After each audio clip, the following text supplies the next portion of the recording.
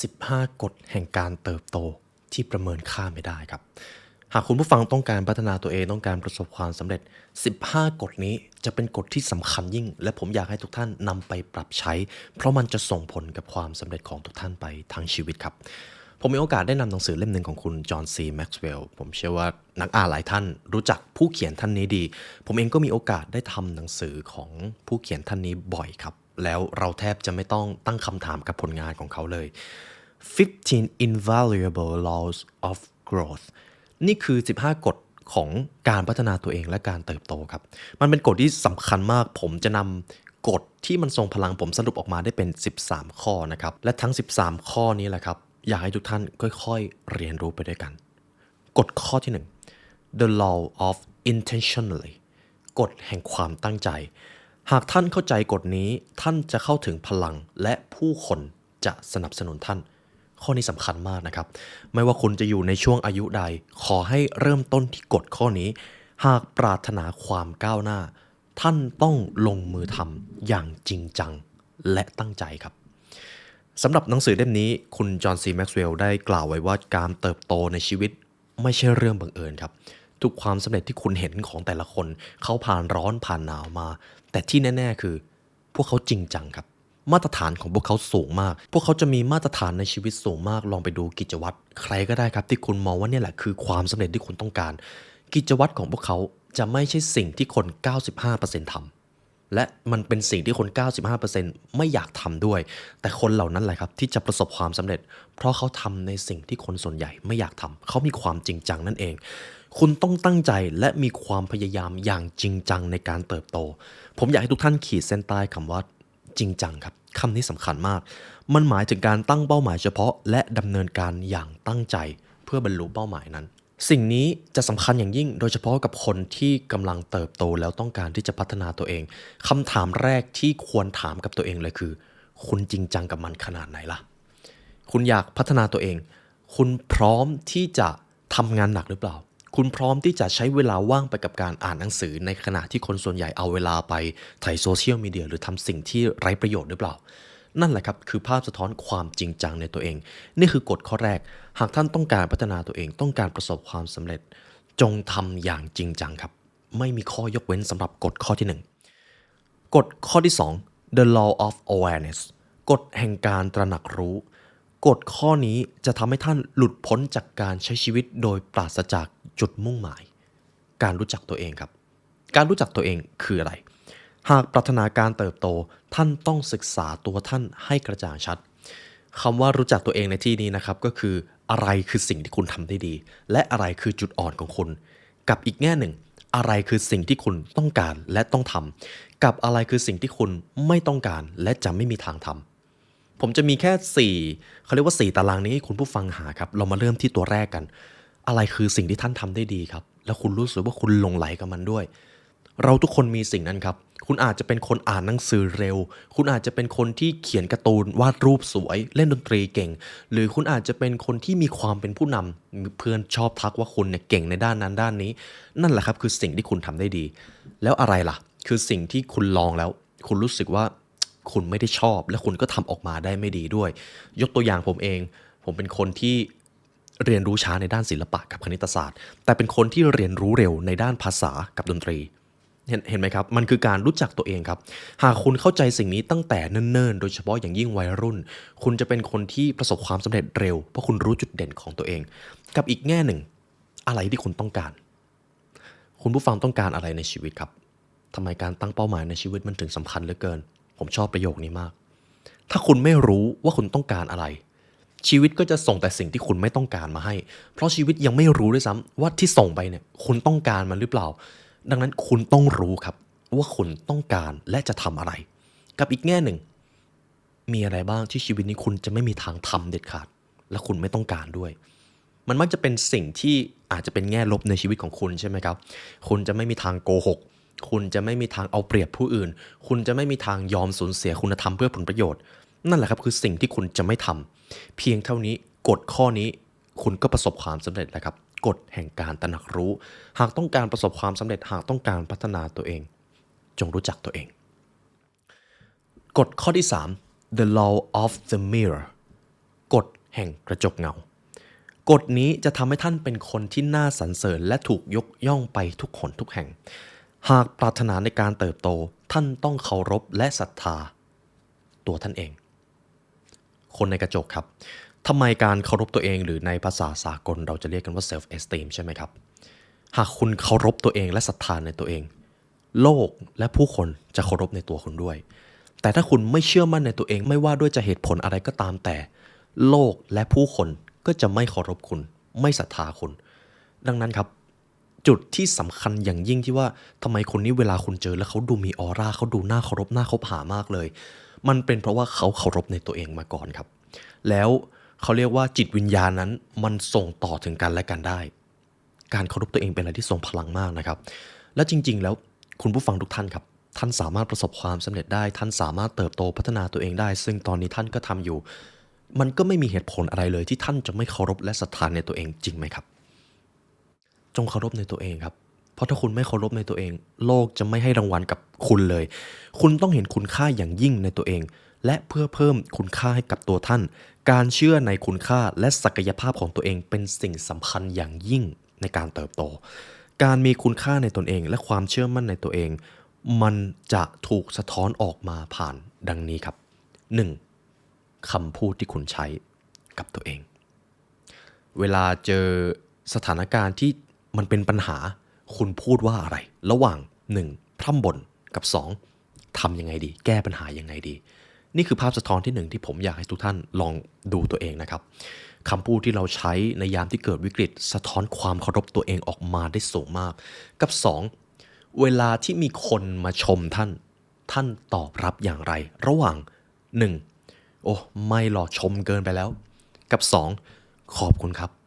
ดีใจอย่างยิ่งสำหรับคำชื่นชมนี้คุณตอบสนองอย่างไรหากคุณตอบสนองแบบแรกครับเวลามีใครมาชมคุณปฏิเสธก่อนเลยมันอาจจะเป็นภาพสะท้อนลึกๆว่าคุณรู้สึกว่าตัวเองไม่สมควรได้รับสิ่งนั้นก็หมายความว่าคุณยังไม่ได้เคารพตัวตนของตัวเองมากเท่าที่ควร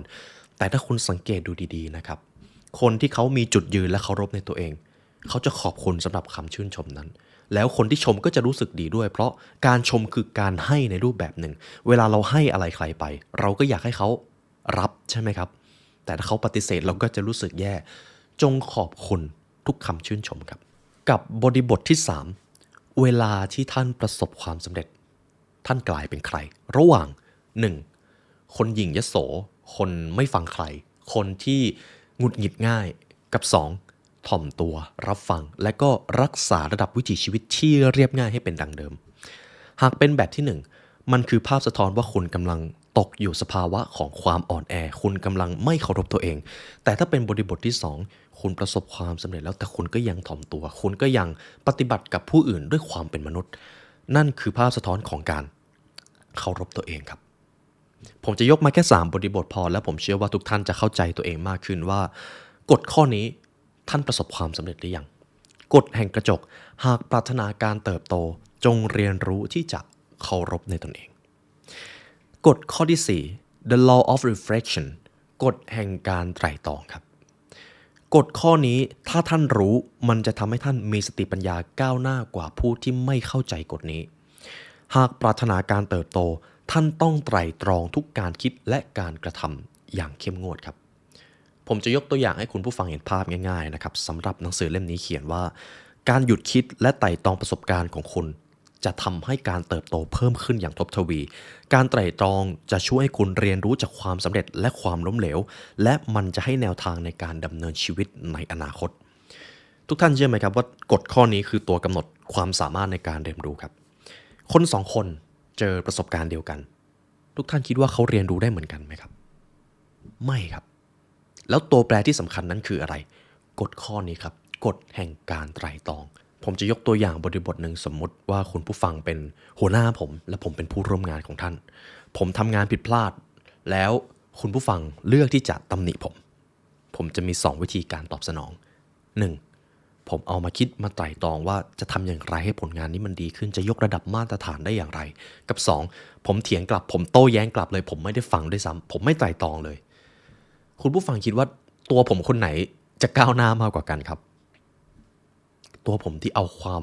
ผิดพลาดมาไตร่ตรองใช่ไหมครับนี่คือเหตุผลที่ว่าทำไมคนที่ประสบความสำเร็จเขาเรียนรู้ได้เร็วมากๆเขาไตร่ตรองครับวันหนึ่งเขาเจอประสบการณ์นับไม่ถ้วนแต่ในช่วงเวลาที่เขาได้อยู่คนเดียวเขาจะเอาประสบการณ์เหล่านั้นแหละมารีเฟล็กครับหรือมาไตร่ตรองมาทบทวนว่ามันมีอะไรผิดพลาดบ้าง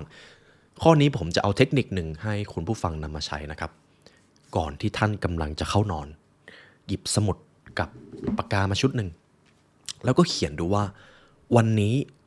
มีความผิดพลาดอะไรบ้างที่คุณจะทำให้มันดีขึ้นและจะพยายามพัฒนาให้มาตรฐานมันสูงขึ้นในอนาคตถ้าลองรีเฟล็กแบบนี้ได้ทุกวันนะครับคุณจะพัฒนาตัวเองทุกวันเลยและนั่นคือสิ่งที่ท่านต้องการแน่ๆครับวันนี้มีอะไรบ้างที่คุณรู้สึกว่าคุณจะเปลี่ยนแปลงมันคือกฎแห่งการไตร่ตรองกฎข้อที่5 The law of consistency กฎแห่งความสม่ำเสมอครับกฎข้อนี้จะทำให้ท่านหลุดพ้นจากการเป็นคนขี้แพ้หรือไอ้ขี้แพ้ในชีวิตครับหากท่านปรารถนาการเติบโตจงทำอย่างจริงจังและมีวินัยคุณจอห์นซีแม็กซ์เวลล์ครับบอกไว้ว่าแรงจูงใจจะทำให้คุณเริ่มต้นได้เวลาเราเริ่มต้นทำอะไรโดยการพัฒนาตัวเองเรามักจะมีแรงบันดาลใจแต่ข้อเสียคือมันก็หายไปไวเหมือนกันครับดังนั้นความสม่ำเสมอเท่านั้นที่จะทำให้ความสำเร็จที่คุณเริ่มต้นมาตั้งแต่ตอนแรกเกิดผลลัพธ์การพัฒนานิสัยกับกิจวัตรประจำวันจะส่งเสริมการเติบโตนี่คือกุญแจความสำเร็จในระยะยาว Consistency is key ครับความสม่ำเสมอคือกุญแจผมจะเล่าส่วนหนึ่งให้คุณผู้ฟังนะครับความสม่ำเสมอไม่ว่าจะเป็นเรื่องใดหากมันเกิดขึ้นมันจะสร้างการเปลี่ยนแปลงที่ยิ่งใหญ่มันคือกฎที่โลกกำหนดไว้และคุณต้องใช้สิ่งนี้เพื่อความสำเร็จครับทุกสิ่งที่เราทำในชีวิตครับผลลัพธ์ที่ท่านกำลังเป็นอยู่ในวินาทีนี้มันเกิดมาจากการตัดสินใจเล็กๆน้อยๆในอดีตครับ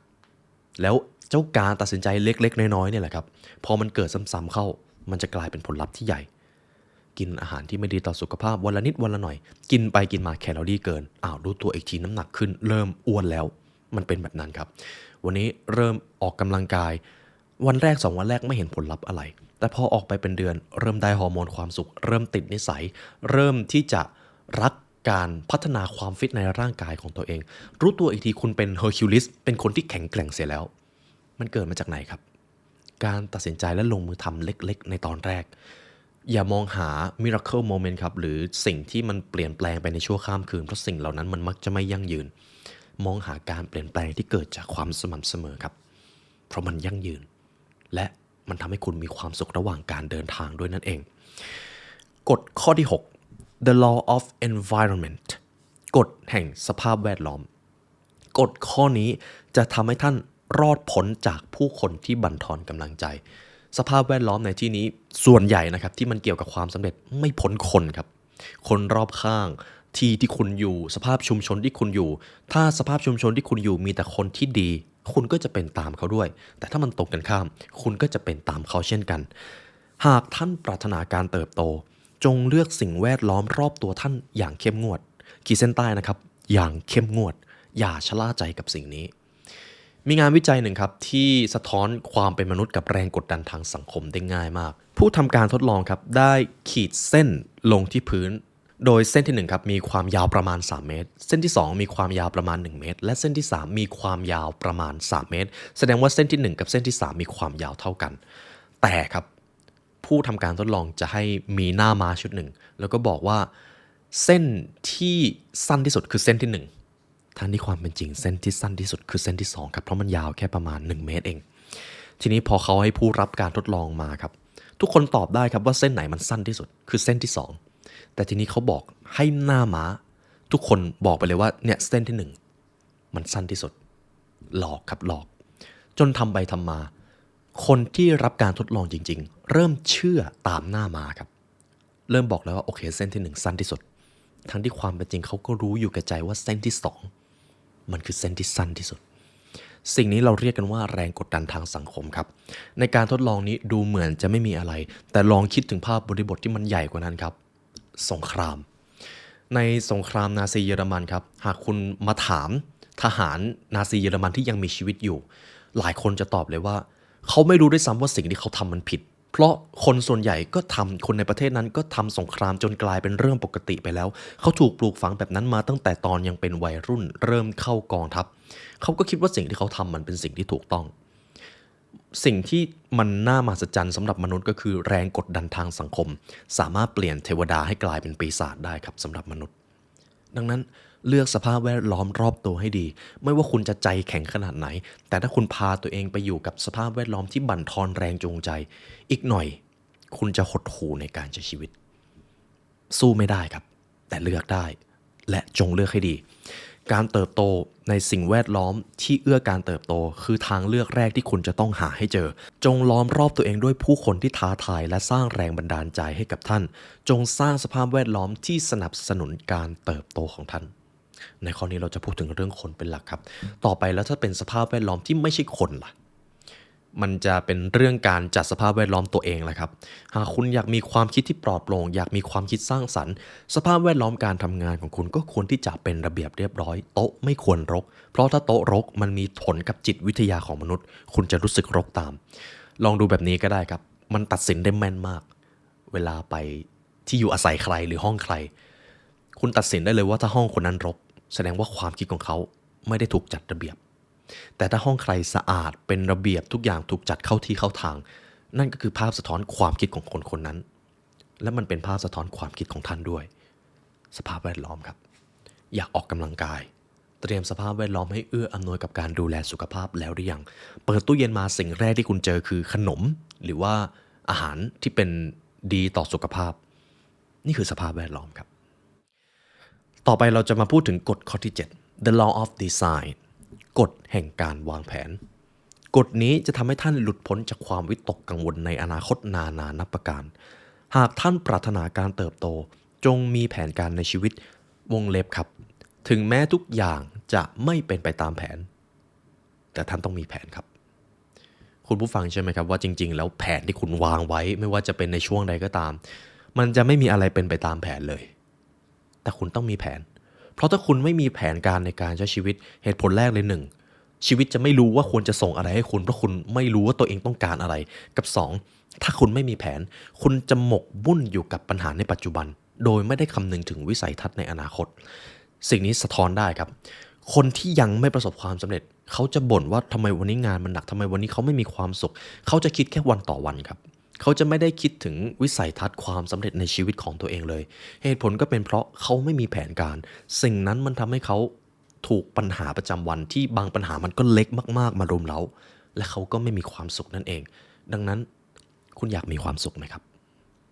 จงมีแผนกับวิสัยทัศน์ในชีวิตครับและคุณจะไม่ถูกบั่นทอนกับปัญหาเล็กๆในแต่ละวันเพื่อเพิ่มการเติบโตสูงสุดพัฒนากลยุทธ์และแผนการเติบโตที่ออกแบบมาอย่างดีจะช่วยให้คุณมีสมาธิและติดตามผลได้ทีนี้แหละครับผมจะให้คุณผู้ฟังลองทำดูนี่คือแผนแรกที่ทุกท่านต้องมีไม่มีข้อยกเว้นสำหรับเรื่องนี้นะครับสิ่งนั้นคือ to do list ครับผมเองก็มีนะครับหากคุณต้องการพัฒนาตัวเองและประสบความสำเร็จนี่คือสิ่งแรกครับที่คุณจะต้องมีมันคือสิ่งที่จับต้องได้สิ่งแรกที่คุณต้องเขียนขึ้นมา to do list คืออะไรเดี๋ยวผมขออนุญาตเปิดของตัวเองดูด้วยนะครับ to do list มันคือสิ่งที่กำหนดอยู่2ส่วน1เป้าหมายในชีวิตของคุณคืออะไรและ2อนาคตวันรุ่งขึ้นภายในสัปดาห์นี้มีอะไรบ้างที่คุณจะทำผมจะให้ไปแค่2ส่วนครับเพราะอยากให้มันเรียบง่ายที่สุดส่วนแรกคือเป้าหมายผมให้ทุกท่านเลือกเป้าหมายมาแค่2ข้อ2อย่างครับแล้วมันจะต้องเป็นเป้าหมายที่สำคัญอย่างยิ่งสำหรับความสำเร็จของท่านเลือกมาแค่2ข้อกับอีกส่วนหนึ่ง to do list เขาเรียกว่า daily routine ครับบางท่านก็จะมี to do list ว่าวันรุ่งขึ้นจะทำอะไรมีอะไรบ้างที่จะเป็นงานที่สำคัญผมจะให้ลองเปลี่ยนสเกลดูครับทำเป็นรายสัปดาห์ครับรายสัปดาห์เหตุผลจริงๆเป็นแบบนี้ครับส่วนใหญ่แล้วใน1วันเรามักจะทำอะไรไม่ได้มากหรอกครับถ้ามันเป็นงานที่สำคัญแต่ถ้าเราเริ่มวางแผนเป็นรายสัปดาห์เราจะเริ่มรู้เลยว่ามีงานสำคัญไหนบ้างที่พอจะเอาไปทำวันนั้นและเอาไปทำวันนี้ได้คุณจะบริหารชีวิตได้ง่ายมากขึ้นมหาศาลครับและสิ่งนี้ผมแนะนำทุกคนโดยเฉพาะอย่างยิ่งคนใกล้ตัวหากคุณต้องการประสบความสำเร็จจงมี to do list เสียตั้งแต่วันนี้หรือถ้าคุณผู้ฟังยังไม่มีนะครับ ไม่ต้องคิดอะไรเลยครับปิดคลิปนี้แล้วก็เริ่มต้นเขียนได้เลยแล้วค่อยมาฟังใหม่มันสำคัญอย่างยิ่งครับเพราะเวลามันคือทรัพยากรที่มีค่ามหาศาลทรัพย์สินเงินทองทรัพย์สมบัติเวลาเรามีเรายังเอาไปเก็บล็อกตู้เซฟเก็บไว้อย่างดีแต่ทำไมพอเป็นเวลาที่เราหาเพิ่มไม่ได้เราถึงไม่เก็บมันเป็นทรัพย์สมบัติของเราบ้างล่ะครับจริงไหมครับนี่คือกฎข้อที่7นะครับกฎแห่งการวางแผนเรามาที่กฎข้อที่8 The law of pain กฎแห่งความเจ็บปวดกฎข้อนี้จะทำให้ท่านพลิกตัวเองมาเป็นผู้ชนะได้ตลอดกาลหากท่านปรารถนาความก้าวหน้าจงอย่าได้ยึดติดกับอดีตอันขมขื่นเพราะนั่นคือมหาวิทยาลัยที่ดีที่สุดในชีวิตของท่านครับความเจ็บปวดสำหรับหนังสือเล่มนี้ครับการจัดการประสบการณ์ที่เลวร้ายอย่างดีจะนำไปสู่การเติบโตที่ยอดเยี่ยมการเรียนรู้ที่จะผ่านพ้นและเรียนรู้จากประสบการณ์ที่เจ็บปวดคือส่วนสำคัญอย่างยิ่งที่จะผลักดันคุณไปข้างหน้าและทำให้คุณแข็งแกร่งขึ้นอดีตในชีวิตของทุกท่านนะครับจะดีหรือจะแย่มันก็ขึ้นอยู่กับว่าคุณมีทัศนคติหรือมุมมองกับมันอย่างไรผมจะขอนำบทเรียนหนึ่งจากคุณวิกเตอร์ฟรังเคิลมานะครับจากผู้เขียน A Man's Search for Meaning คุณวิกเตอร์ฟรังเคิลครับเป็นผู้ชายคนหนึ่งที่เรียกได้ว่าเจอโชคชะตาของการถูกจับไปเป็นนักโทษในค่ายกักกันนาซีสิ่งที่เขาบอกออกมาเลยก็คือเขาเป็นคนรอดชีวิตจากที่แห่งนั้นเขามีสิ่งเดียวและมันเป็นเหตุผลสำคัญอย่างยิ่งความหวังครับเขาไม่ได้มองว่าอดีตที่เกิดขึ้นที่มันเจ็บปวดจะเป็นสิ่งที่ทำลายชีวิตเขาไปทั้งชีวิตแต่ในขณะที่นักโทษหลายๆคนปล่อยให้อดีตปล่อยให้ความเจ็บปวดเหล่านั้นมาบั่นทอนคุณค่าในตัวเขามาทำลายตัวตนที่พวกเขายึดถือและศรัทธาจนสุดท้ายความหวังเขาก็มาลายหายไปแล้วก็ตรอมใจตายในที่สุดความหวังครับมันเกิดขึ้นจากการที่เราไม่ปล่อยให้อดีตมาบอกว่าถ้าอดีตมันแย่เราจะแย่ไปทั้งชีวิตไม่ครับเพราะคุณเติบโตมาจากอดีตที่มันเจ็บปวดครับคุณผู้ฟังลองดูใครก็ได้ครับที่คุณเชื่อว่าเขาเป็นผู้นำที่คุณศรัทธามากเขาจะมีความแข็งแกร่งบางอย่างที่คุณเชื่อว่านี่แหละคือสิ่งที่คุณตั้งเป็นไอดอลเลยและความแข็งแกร่งเหล่านั้นก็มาจากอดีตที่เขาสามารถผ่านพ้นมาได้หากคุณมีอดีตที่มันเจ็บปวดดีครับเพราะมันทำให้คุณมีเอกลักษณ์มันทำให้ตัวตนของคุณจะได้รับการยกย่องสรรเสริญในยามที่คุณสามารถลุกขึ้นมาจากจุดนั้นได้ยอมรับอดีตครับถ้าคุณโชคดีมาตลอดกาลสิ่งนั้นอาจจะเป็นจุดด้อยของคุณก็ได้เพราะคุณจะไม่มีความโดดเด่นเลยนั่นเองกฎข้อที่9 The law of the ladder กฎแห่งบันไดกฎนี้จะทำให้ท่านอยู่เหนือความสุขสำราญเดี๋ยวผมจะอธิบายความสุขทั้งสองประเภทอีกครั้งหนึ่งนะครับความสุขในชีวิตของมนุษย์จะมีอยู่2ประเภทประเภทที่1สุขสำเร็จสุขสำเร็จคือความสุขที่คุณจะต้องลงทุนลงแรงเพื่อที่จะได้มันมาคุณอาจจะต้องเหนื่อยก่อนด้วยแต่เมื่อคุณได้มันมาแล้วคุณจะมีความสุขและมันจะส่งผลกับความสุขเป็นระยะเวลานานกับอีกสุขประเภทหนึ่งสุขสำราญครับเป็นความสุขที่ผมสามารถทำแล้วได้มาเลยแต่ผมมักจะต้องเสียสมดุลชีวิตเมื่ออยู่กับมันนานๆเข้าเช่นสูบบุหรี่ยาเสพติดแอลกอฮอล์การใช้เงินฟุ่มเฟือยการถ่ายโซเชียลมีเดียแบบไม่ได้คิดว่าจะได้ประโยชน์อะไรกลับมามันมีความสุขมากเลยครับในตอนทำแต่พอทำเสร็จรู้สึกยังไงครับทำไปทำไมจริงไหมครับทำยังไงก็ได้ให้ความสุขส่วนใหญ่ของคุณมาจากสุขสำเร็จแล้วคุณจะประสบความสำเร็จในชีวิตมันคือ the law of ladder ครับหากท่านปรารถนาการเติบโตจงเลือกสุขสำเร็จเสมออย่าลงยึดติดกับรางวัลที่ได้มาแต่จงพัฒนาตัวตนของท่านให้ยอดเยี่ยมยิ่งกว่าเดิมสำหรับหนังสือเล่มนี้ก็ได้สะท้อนภาพหนึ่งของคนที่ประสบความสำเร็จแบบผิวเผิน Celebrity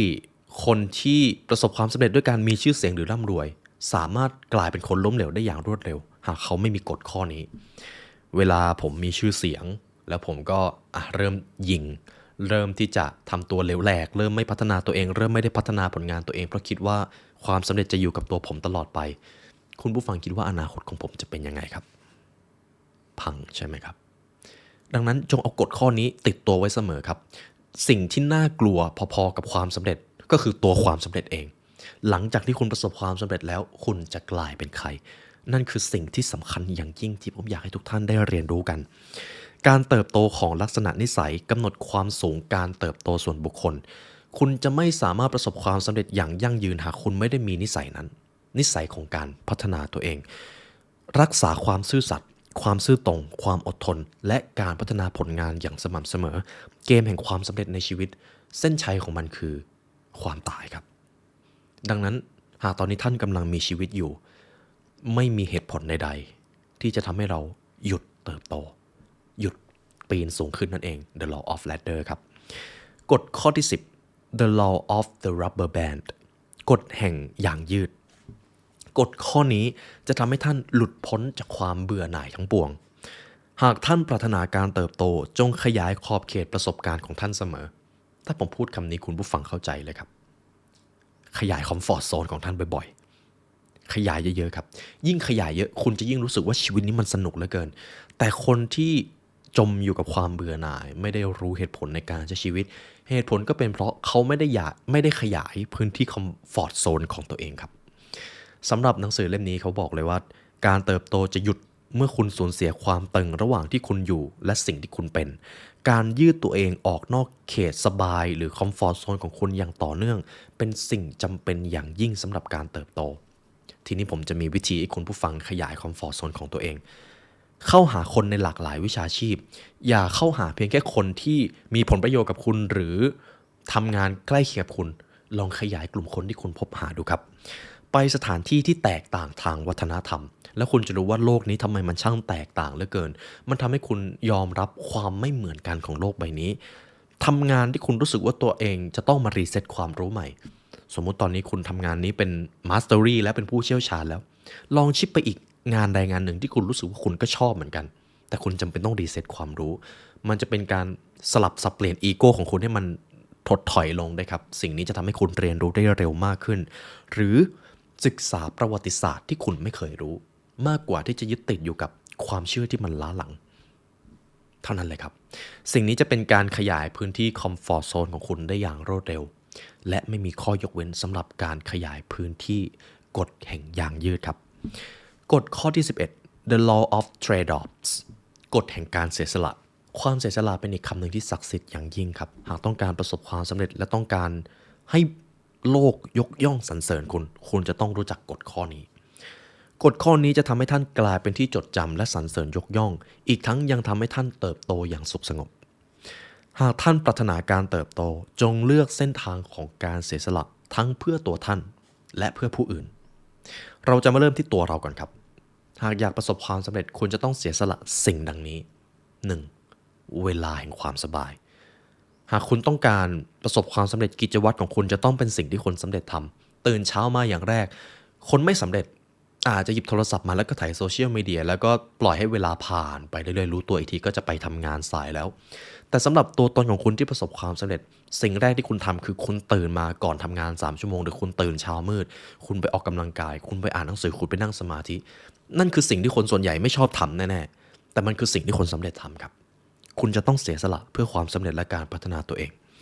ในช่วงเวลาทำงานคนส่วนใหญ่ที่ยังไม่ประสบความสำเร็จทำงานไปวันๆทำงานเพื่อรอรับผลประโยชน์แต่ตัวคุณที่ประสบความสำเร็จคุณทำงานเพื่อที่จะพัฒนาศักยภาพคุณทำงานเพื่อที่จะส่งมอบคุณค่าให้กับสังคมคุณทำงานโดยคิดว่ามันคือวิสัยทัศน์ที่สำคัญอย่างยิ่งสำหรับความสำเร็จคุณไม่ได้ทำงานเพื่อเงินแหละครับคุณทำงานเพื่อวิสัยทัศน์ที่มันยิ่งใหญ่กว่าตัวของคุณเองและแน่นอนว่าโลกจะให้รางวัลกับคนคนนั้นเสมอดังนั้นครับจงเสียสละและในอีกช่วงเวลาหนึ่งจงเสียสละเพื่อผู้อื่นคุณไม่จำเป็นเลยที่จะต้องสร้างความสำเร็จที่ยิ่งใหญ่ให้ตัวเองแต่คุณจำเป็นอย่างยิ่งที่จะต้องสร้างความสำเร็จให้ผู้อื่นเพราะความสุขของคุณขึ้นอยู่กับการกระทำแบบนั้นธรรมชาติทาง DNA ของเราสร้างเรามาให้เป็นผู้ให้ครับลองสังเกตดูก็ได้ครับเวลาเราให้อะไรใครไปเรามีความสุขมากเลยแต่เวลารับอะไรมาเยอะๆรู้สึกเฉยๆหรือรู้สึกกลับมาไม่มีความสุขเหมือนเดิมได้เร็วมากและที่สำคัญคือโลกจะไม่ได้จดจำสิ่งที่คุณรับครับโลกจะจดจำสิ่งที่คุณได้ให้และสร้างสรรค์เอาไว้จงเลือกที่จะเสียสละนั่นเองกฎข้อที่12 The Law of Curiosity กฎแห่งความอยากรู้อยากเห็นกฎข้อนี้จะทำให้ท่านอยู่เหนืออัตตาหรืออีโก้ของตนเองหากท่านปรารถนาการเติบโตจงตั้งคำถามและสงสัยใคร่รู้อยู่เสมอครับอย่าเพิ่งยึดติดกับความเชื่ออย่าเพิ่งยึดติดกับตำราที่คุณได้เรียนมาตั้งคำถามบ่อยๆสิ่งหนึ่งที่ผมเริ่มได้ยินบ่อยๆนะครับในตำราความสำเร็จไม่ว่าคุณจะอ่านตำราหรือคัมภีร์ความสำเร็จมาเยอะขนาดไหนเป็นเรื่องที่ดีครับแต่ขออย่างเดียว อย่ายึดติดอย่าคิดว่าทุกสถานการณ์นี้รูปแบบจากคัมภีร์นี้จะต้องใช้ได้ผลไปทุกครั้งไม่ครับเมื่อไรก็ตามที่คิดแบบนั้นหายนะรอเลยการเติบโตจะถูกกระตุ้นด้วยการตั้งคำถามแล้วการเอาสิ่งที่มีความรู้เป็นเครื่องมือมาสร้างสรรค์ใหม่ถ้าคุณทำแบบนั้นได้คุณจะกลายเป็นอัจฉริยะครับคุณจะไม่ยึดติดอยู่กับแก่นความรู้เดิมๆอีโก้ของคุณจะไม่ได้เพิ่มสูงตามความอยากรู้อยากเห็นนี่แหละครับจะทำให้คุณเป็นผู้มีสติปัญญาอย่างแท้จริงเรามาถึงข้อที่สุดท้ายนะครับข้อที่13 The Law of Modeling กฎแห่งการเรียนแบบครับกฎข้อนี้จะทำให้ท่านมองเห็นแสงสว่างในยามที่มืดมิดหากท่านปรารถนาความสำเร็จจงหาผู้นำที่ดลบันดาลใจท่านในคุณผู้ฟังผมอยากให้ทุกท่านลองคอมเมนต์นะครับมีใครบ้างที่เป็นไอดอลความสำเร็จของท่านครับผมอยากรู้มากเลยและถ้ายังไม่มีนะครับลองหาใครสักคนที่คุณเชื่อว่านี่แหละคือความสำเร็จที่คุณอยากจะเป็นคือไอดอลคือคนที่คุณอยากจะเป็นเลยคอมเมนต์ให้ผมทีครับเพราะเมื่อคุณพิมพ์ลงไปความคิดที่มันไม่ได้ถูกจัดระเบียบจะเป็นระเบียบมากขึ้นผ่านตัวอักษรเหล่านั้นคอมเมนต์ให้ผมทีครับผมอยากรู้อย่างยิ่งมันยากที่จะพัฒนาตัวคุณหากไม่มีใครเป็นผู้นำให้คุณติดตามการเรียนรู้จากที่ปรึกษาแบบอย่างและผู้ที่บรรลุเป้าหมายที่คุณต้องการจะสามารถเร่งการเติบโตของคุณได้อย่างมหาศาลการเข้าใจประยุกต์ใช้กฎเหล่านี้นี่แหละครับจะทำให้คุณประสบความสำเร็จผมนำมาให้คุณผู้ฟังทั้ง13ข้อนะครับและผมเชื่อว่า13ข้อนี้ก็เพียงพอแล้วที่จะทำให้ท่านประสบความสำเร็จผมจะสรุปมาทีละข้อนะครับข้อที่1 The Law of Intentionally กฎแห่งความตั้งใจหากต้องการประสบความสำเร็จจงทำอย่างจริงจังข้อที่2 The Law of Awareness กฎแห่งการตระหนักรู้หากต้องการประสบความสำเร็จจงรู้จักจุดแข็งจุดเด่นจุดด้อยของตนเองหรืออะไรที่คุณจะทำและอะไรที่คุณจะไม่ทำข้อที่3 The Law of the Mirror กฎแห่งกระจกเงาจงเคารพและจะจงศรัทธาของตัวเองไม่มีข้อยกเว้นสำหรับเรื่องนี้ข้อที่4 The Law of Reflection กฎแห่งการไตร่ตรองจงไตร่ตรองทุกประสบการณ์ที่ผ่านเข้ามาในชีวิตข้อที่5กฎแห่งความสม่ำเสมอครับ The Law of Consistency หากจะทำอะไรให้สำเร็จจงทำอย่างสม่ำเสมอข้อที่6 The Law of Environment กฎแห่งสภาพแวดล้อมจงจัดสภาพแวดล้อมให้เอื้ออำนวยกับความสำเร็จของท่านข้อที่7 The Law of Design กฎแห่งการวางแผนจงมีวิสัยทัศน์ในชีวิตหากคุณไม่มีแผนคุณจะถูกทำลายด้วยปัญหาเล็กๆน้อยๆในแต่ละวันได้ง่ายมากข้อที่8 The Law of Pain กฎแห่งความเจ็บปวดครับยิ่งคุณผ่านความเจ็บปวดมาเยอะเท่าไหร่ตัวตนของคุณจะยิ่งมีเอกลักษณ์และจิตวิญญาณของคุณจะเป็นผู้นำมากขึ้นข้อที่9 The Law of Ladder กฎแห่งบันไดจงพัฒนาตัวเองอย่างสม่ำเสมออย่าหยุดเด็ดขาดถึงแม้ว่าคุณจะมาถึงจุดหมายที่คุณต้องการแล้วข้อที่10ครับ The Law of Rubber Band กฎแห่งยางยืดจงขยายพื้นที่คอมฟอร์ตโซนเองอย่างสม่ำเสมอ11 The Law of Trade-offs กฎแห่งการเสียสละจงเสียสละเวลาจงเสียสละกิจวัตรเพื่อความสำเร็จจงทำในสิ่งที่คนส่วนใหญ่ผัดผ่อนหรือไม่ทำแล้วก็12ครับ The Law of Curiosity จงสงสัยใคร่รู้อยู่เสมอกับข้อ13 The Law of Modeling จงหาต้นแบบที่ดลบันดาลใจให้ท่านอยากพัฒนาตัวเองครับนี่ก็เป็นบทเรียนที่ผมนำมาให้คุณผู้ฟังทุกท่านในเอพิโซดนี้นะครับเป็นอีกเล่มหนึ่งที่ผมชอบมากและอยากจะมานำเสนอและเช่นเคยครับหากทุกท่านฟังมาถึงตรงนี้แล้วอยากใช้เวลาเรียนรู้กับพวกเราให้ลึกซึ้งกว่านี้ครับคุณผู้ฟังสามารถเรียนรู้ได้ผ่านพรีเมียมคอนเทนต์ของ The Library Learn ครับหน้าที่อย่างนั้นจะมีทั้งตำราความสำเร็จตำราการพัฒนาตัวเองคัมภีร์จิตวิทยาที่บางคัมภีร์ผมก็ไม่สามารถนำมาลงสื่อสาธารณะได้นะครับมันจะมีความดาร์กพอสมควรผมเลยขอนำไปทำไว้ในพรีเมียมคอนเทนต์นะครับและยินดีอย่างยิ่งหากทุกท่านต้องการเรียนรู้จากเราผ่านคอนเทนต์เหล่านั้นและสุดท้ายนี่ครับเพราะการเรียนรู้จะทำให้คุณเป็นอิสระครับเราเชื่อมั่นในสิ่งนี้และผมเชื่อว่าคุณผู้ฟังเชื่อมั่นในการพัฒนาตัวเองผ่านการศึกษาและการเรียนรู้สิ่งนี้เป็นเหตุผลที่เราได้มาเรียนรู้ด้วยกันรู้สึกเป็นเกียรติและยินดีอย่างยิ่งครับในวันนี้ได้เวลาอันสมควรแล้วทีมงาน The Library Learn และตัวผมไลออนยูวศิลป์ขอกล่าวอำลาไปก่อนนะครับขอให้วันนี้เป็นวันที่ดีของทุกท่านครับสวัสดีครับ